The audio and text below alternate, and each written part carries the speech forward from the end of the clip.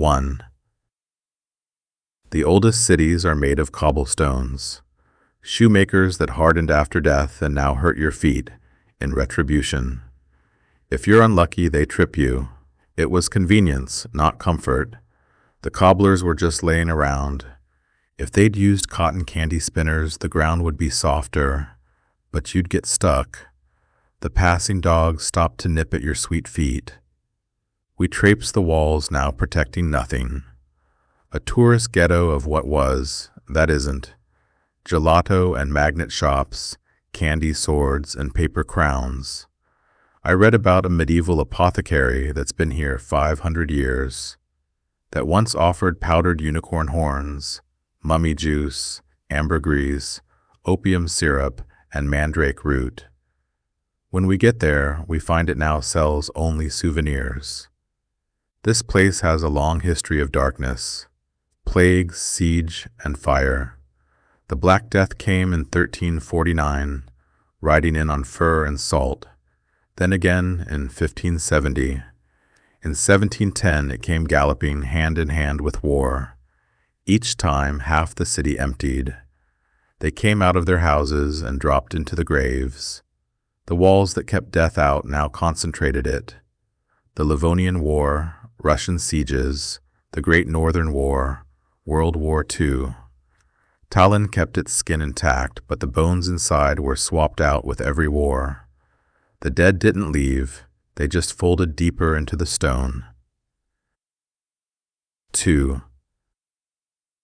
They say the devil was married here. A hooded man, a desperate innkeeper, a deal. Top floor, one night, no questions. The windows were blacked, doors chained, and late that evening, coaches rolled in, cloaked in ice and perfume. The inn began to shake.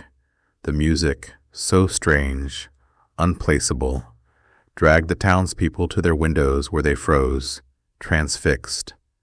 The innkeeper worried, then peeked, as all innkeepers must, then screamed, then ran. By morning, nothing remained, just torn curtains, overturned chairs, a bag of gold left behind for the innkeeper that, when opened, turned to feces. He collapsed, dead, and no one remembers the bride. What would that be like? To love the devil, to polish his horns, feel his heat on top or inside you. But then all women do this, don't they? They seduce devils and raise more. That's why people are so mean. 3. Bring back the opium rivers, the narwhals, women in sackcloth panties, selling what's underneath, the alchemists and tanners, stinking of urine, lime, and ash. You were your work then, the executioner lopping heads by day, then relaxing in the tavern with a jug of ginger beer. A rented girl at his side, rubbing his thick arms, saying he smelled like new pennies. History is lost to history, not vanished, just snipped. Threads too thin to follow, forgotten in places we cannot go. We've been time-traveling all our lives, she says. We go into the future, but slowly. It wears us down, like rocks chewed by rivers. But maybe the devil wasn't the only one who danced that night. Maybe the city learned something too. Stone remembers, even if we don't. 4. Dancing houses. At first, deep in the night, it was just a shudder, subtle, like the breath a house might take when everyone inside is holding theirs. Then came the groan, the low shift of weight, nails sighing loose from beams. And then, impossibly, the buildings of Tallinn stood up. One by one, the houses lifted themselves off their foundations and began to dance. Some bent, swayed, then stood straight. Others, new to movement, wobbled like toddlers.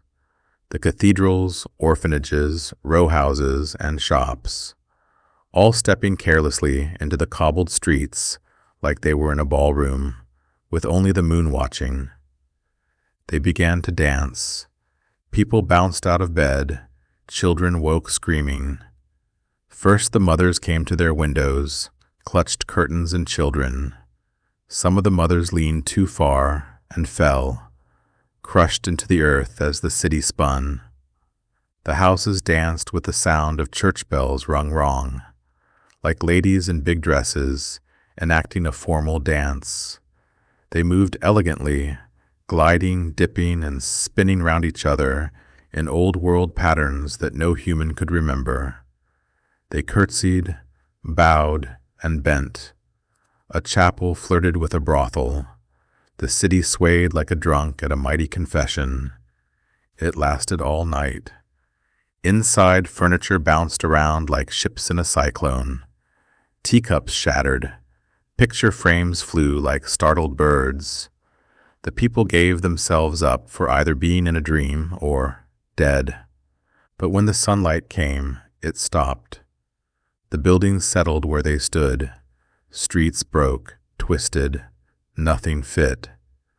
What had been a gridded, efficient town was now a surreal labyrinth of crooked alleys and tilted rows, buildings leaning like drunken men. No one lived where they had before. From that day on, the streets never made sense again. But those buildings, oh, they were pleased. 5. They say there's still an alleyway in the old town that appears only when you're lost. It leads to your very greatest regret, and you can only leave once you've spoken the regret aloud. If you're lucky and get out, you can never remember how to find it again. One alley leads to another, then another.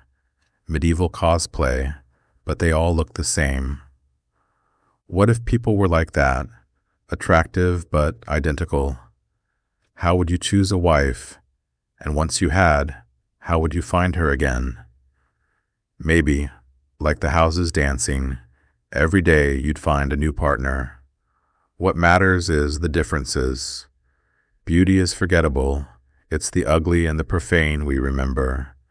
That's the glue. We find an antique shop. You can know it's antique if everything for sale is old. Mercury glass, naked dolls with surprised faces that they are displayed nude. Russian rubber toys shaped like deer, foxes, suitcases, horses, and princesses. All the strange things children used to play with. Crowded shelves of porcelain figures old ladies place on their shelves. Little dioramas of lives left behind or that never happened. I'd like to buy it all. I want to buy everything, I tell the shopkeeper. He smiles and nods. I'd like to rent your place out for one evening, have a party here again. Drink among all this treasure, the vintage and the bizarre, that's so strange it's become adorable again. We can drink until we drown, then all fall down, and Tallinn can vanish, like it should have millennia ago, into the upside down and into the forgotten. 6. Can you marry a ghost? She asks. Men always do. And no one ever remembers the bride.